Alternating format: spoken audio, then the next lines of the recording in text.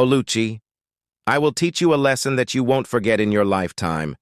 You think you can come into my home and destroy my happiness? I will make you regret the day you came into my family. Sarah, Chief Kenneth's first wife, a dark, tall woman who has 7 sons for him, shouted back at Oluchi, her co-wife, while they quarreled over a plot of land given to Oluchi by her husband. Sarah, you know that land belongs to me. Our husband gave me that land few market days ago, before he fell really sick. You know the truth, but you always like causing trouble. Sarah, leave me. Oh, I don't want to fight you. Oh. Oluchi, Chief Kenneth's second wife who has 3 children for him, replied Sarah while she tied her wrapper tightly on her waist. Oluchi, leave that land, or you will regret it. Sarah shouted back at Oluchi while she walked closer towards Oluchi. I will not leave that land. Oh, it belongs to me and my son. I am ready for you no matter what. She replied while looking at Sarah like a warrior ready to defend herself.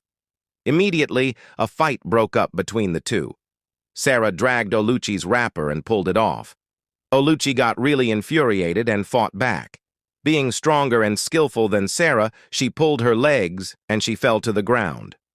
Oluchi continued beating Nkechi until her son Nduka arrived.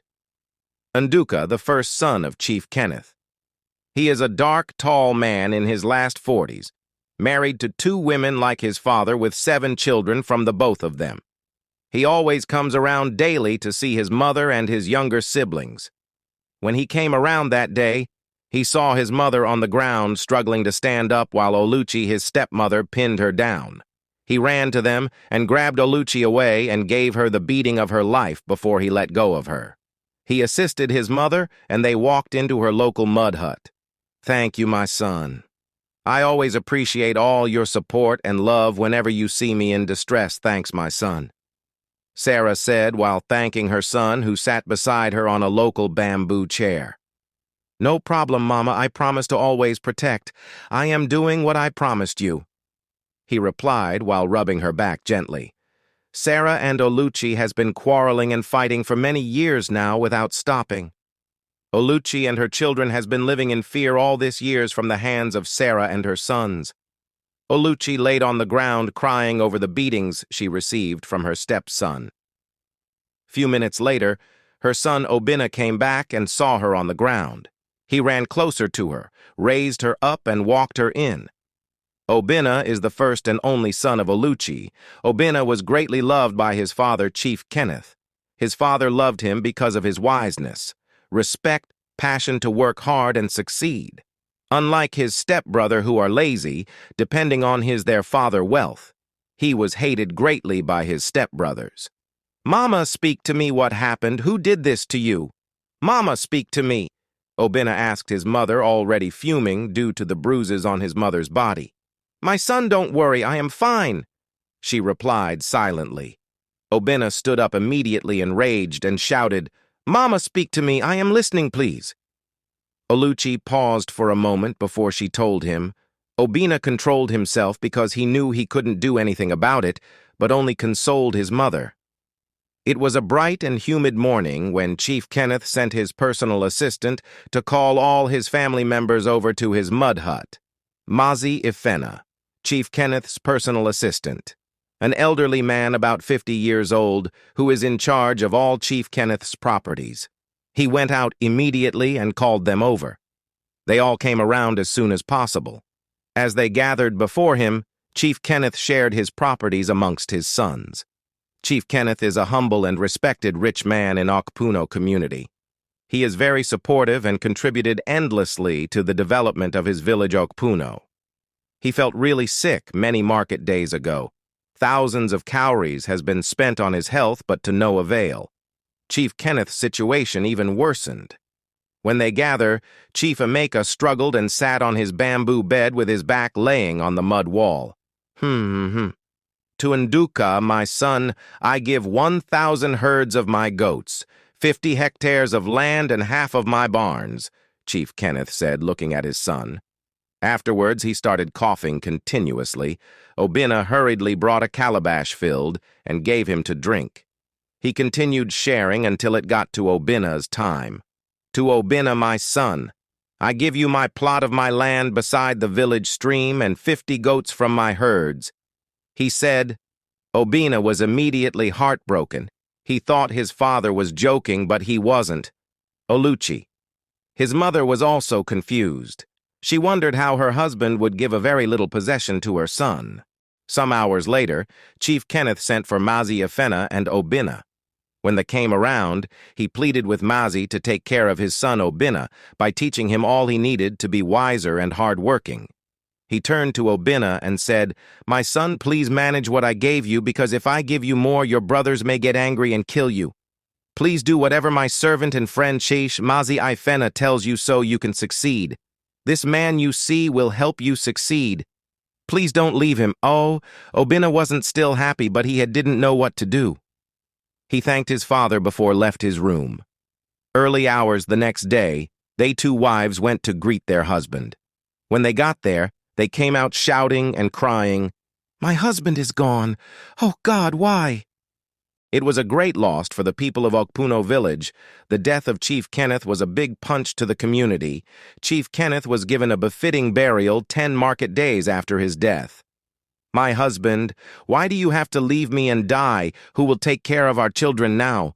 My husband, please come back. To me, you know I love you so much. Please don't do this to me." Oluchi, Chief Kenneth's second wife, said, while crying as she shoveled sand into her husband's grave with a little wooden shovel like local craft. Sarah wasn't concerned at all. She stood looking at the young dark men who gradually shoveled heaps of brown clay soil into his grave. She stood staring at him without remorse, shedding crocodile tears, because she was already very happy about the outcome of the inheritance her own sons received from their late father. Obina noticed his mother's tears was beginning uncontrollable. He walked towards her from where he stood and embraced her warmly. "Mama, stop crying. Please, you will kill yourself." "Oh, do you want to get sick and die too?" "Mama, so you want to follow Papa too?" Obina said silently in her right ear. Oluchi immediately wiped her tears, controlled her emotions, and then she left the grave spot and walked to her own local hut. After he was buried, it was merriment and dancing for the people of Okpuno. Afterwards, many people expressed their condolences before leaving. The next day was the same. Many came again to express their condolences visits to the family. After the burial, Mama Sarah called her children and spoke to them. They were all sitting at the local bamboo raffia mat. When they sat down, she stood up and began to speak. "My children, now that your father has been buried, I want us to frustrate your stepmother and her children, so that the will get frustrated and run away." Nduka, the first son, stood up and said, "Mama, you have said it all. We will frustrate them until they leave this house. Useless people that think they can bring us problems in this house. I will finish them all," Nduka said with a bombastic side eyes and a smile of that of a joker. The next week became miserable for Oluchi and her children. They were treating her like trash by Sarah and her husband. "Nduka, this pot is my mother's own. Oh, why will you do something like that to your own blood? Brother, it is not fair. It is not fair."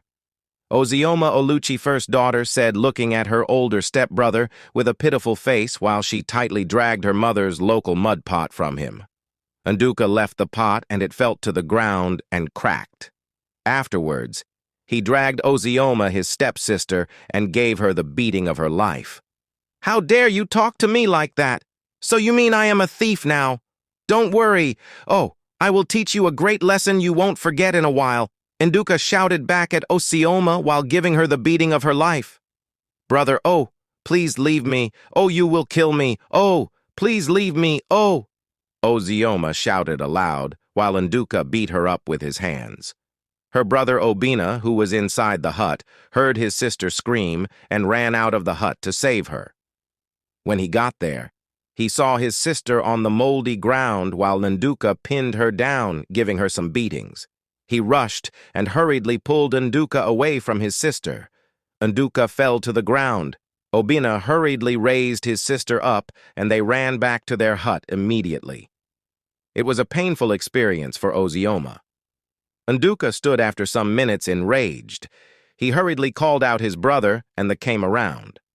They all marched to Oluchi's hut, Obinna's mother, where Obinna and his brother were hiding, to fetch them out.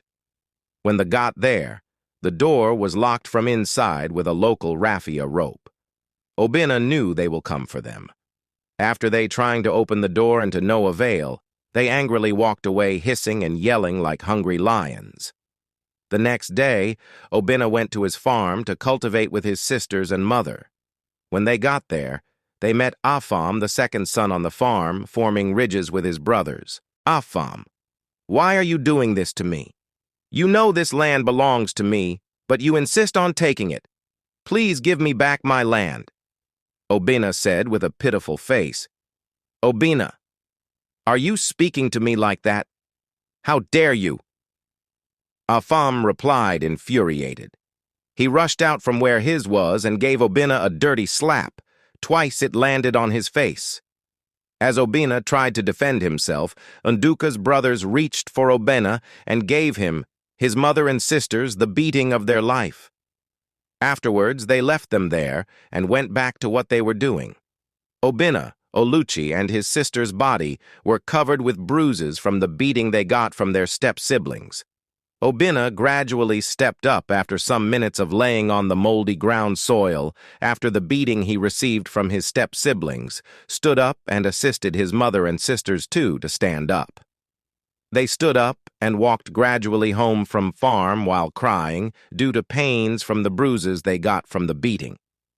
Days later, they packed their bags and ran away stealthily to a new land.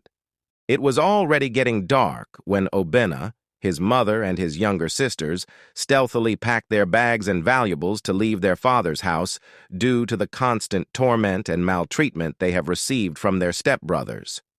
Mama, where are we going to this night? Oh, I am scared. Oh, I don't want anything to happen to us. Oh, Mama, please think about this again. Ozioma, Obinna's young sister, said, looking at her mother with a pitiful face while they stood up packing their bags. Ozioma, shout up. Do you want? These are wicked stepbrothers to kill us in this house. They are trying to kill us, Ozioma. Can't you see it? See they way the beat us up in the farm 3 days ago? You still have the mouth to talk. If you like, stay. Oh, for me, Mama and Ozioma, we are leaving this house this night. Oh, and nothing will stop that. Obinna turned and answered Ozioma, his sister, when she interrupted their packing with a question. Okay, I understand, brother. But where are we going to sleep tonight, since we won't sleep in this house tonight? Ozioma asked again, while she hurriedly folded her local woven cotton wrappers, about 6 of them, into her local handbag made of sheepskin. Obinna dropped the black wrapper he held in his handbag hurriedly and answered again. Mama and I have decided earlier that we all are going to spend the night in Mazi Ifena's house, Papa's personal assistant. I spoke with him yesterday, and he agreed. I am sure he is waiting for us to come now. Please, let's hurry up and go. They hurriedly packed and left the house. They stealthily twerked to Maisie's house that night without anyone noticing them leaving. Even their horrible stepbrother weren't aware about it. They walked fast as far as their heels could carry them through the dark faces of the night until they got to Mazi Ifena's house, which wasn't far away from their house. When they got there some minutes later, they met Mazi sitting on a local bamboo bench in his compound eating maize and pears, which he harvested from his farm earlier today. Mazi hurriedly welcomed them immediately they walked into his compound. He ordered them to follow him inside the house so they can rest and have strength for the long journey they will embark on early hours of tomorrow. Please pack your bags and follow me immediately. No time to discuss this night. I know you all are very tired too, so let's go in and rest.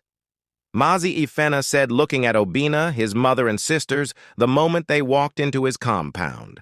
They hurriedly packed their bags and tagged along with him into his big mud hut. When they got in, he pulled the opened wooden door toward his side and closed it firmly.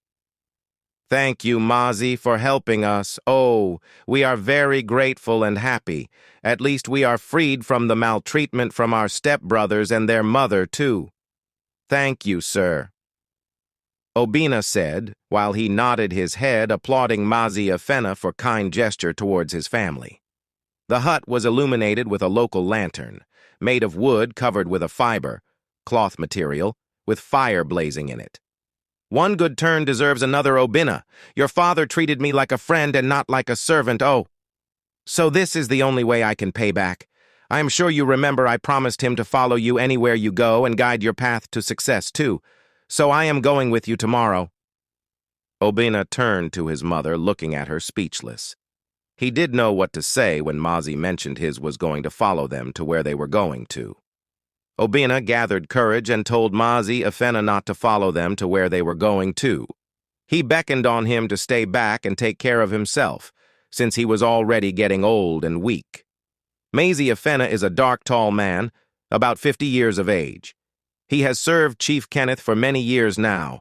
He was appointed the head of workers uncharged of controlling anything that's happening in their house, especially farming and others. He is a man adorned with great wisdom and courage, which is rare to find. He helped late Chief Kenneth to acquire great wealth and possessions through his dedication and devotion to any duties assigned to him. Chief Kenneth highly respected him, even though he was a worker and also a good friend. Before Chief Kenneth died, he beckoned with Mazi to follow his son Obinna wherever his goes and guide him to achieve great heights more than how he did. Mazi heeded to the instructions and vowed to continue guiding Obinna until he comes successful. Obinna meche onugi. Obinna, close your mouth. I will follow you wherever you go, guiding you with my wisdom until you become successful. Mazi Afena said, infuriated, rejecting Obinna's offer to stay back. Obinna controlled himself and lay down on the raffia mat on the mud floor and slept. They woke up early in the morning, picked their bags, and walked out. They twerked to Oluchi's older brother house in a village named Newi, which is very far from Okpuno village.